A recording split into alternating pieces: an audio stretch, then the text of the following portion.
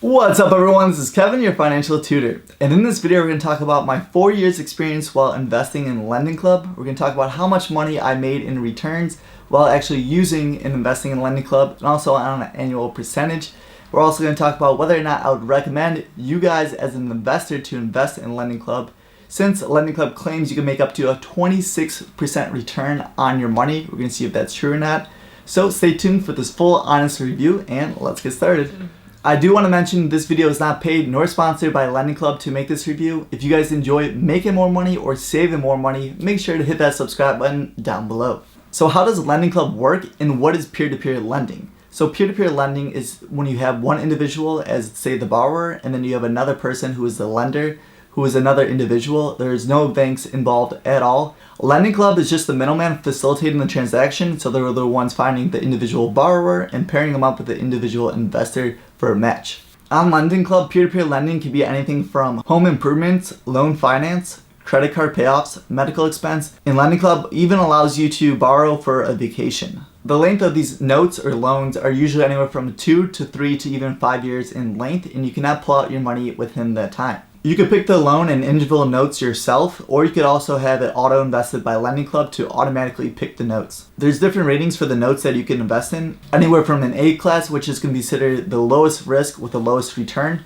all the way down to an F and a G, which is considered high risk, but also you should more likely get a higher return. LendingClub allows you to invest as little as $25 in every note. So that basically just means instead of putting all of your money into one note, you can now diversify into a bunch of little different notes.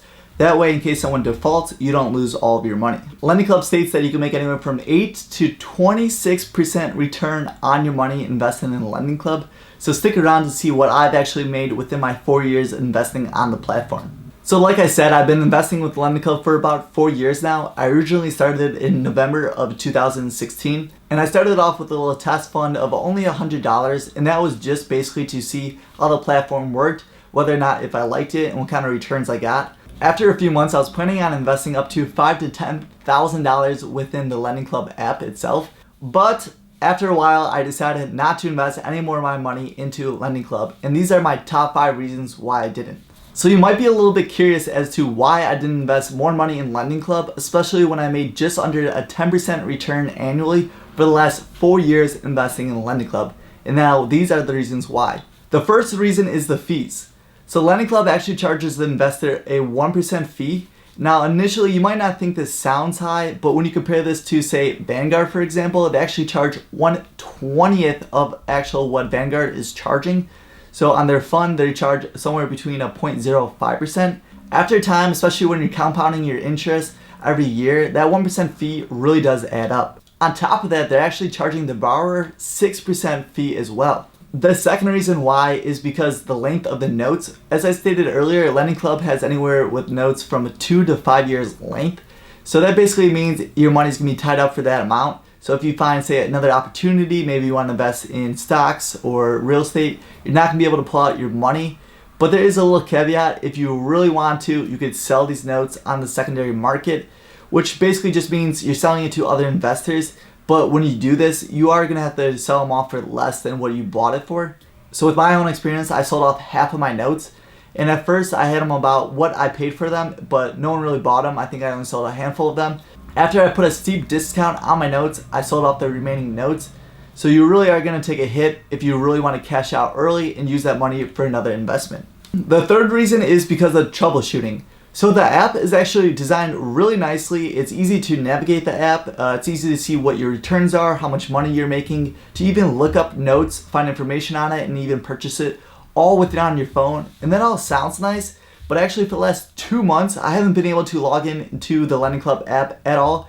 It keeps giving me a troubleshooting error, and it is a huge pain because I can only log into my computer. So if I want to, say, buy a note or see how much money that I have in my account or how much money I'm making, it's a huge hassle because I want to do it on my phone quick and easy, but then I have to go to my computer, and it's a huge pain in the butt.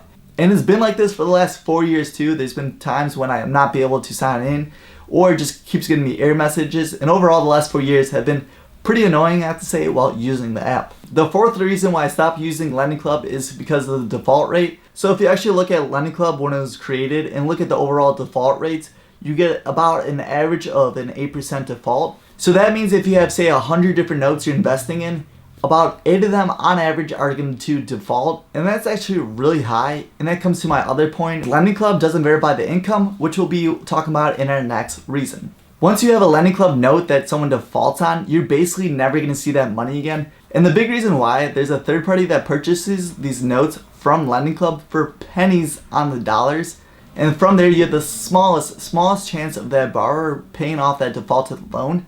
And say for whatever reason they actually do pay off the defaulted loan, LendingClub is actually collecting 30 to 40% of that first, and that's after it's been heavily discounted by the debt collector, which basically leaves you with receiving pennies for that notes, or even on the most likely chance, nothing. The fifth and final reason why I'm no longer using LendingClub is because they don't actually verify the income on an application.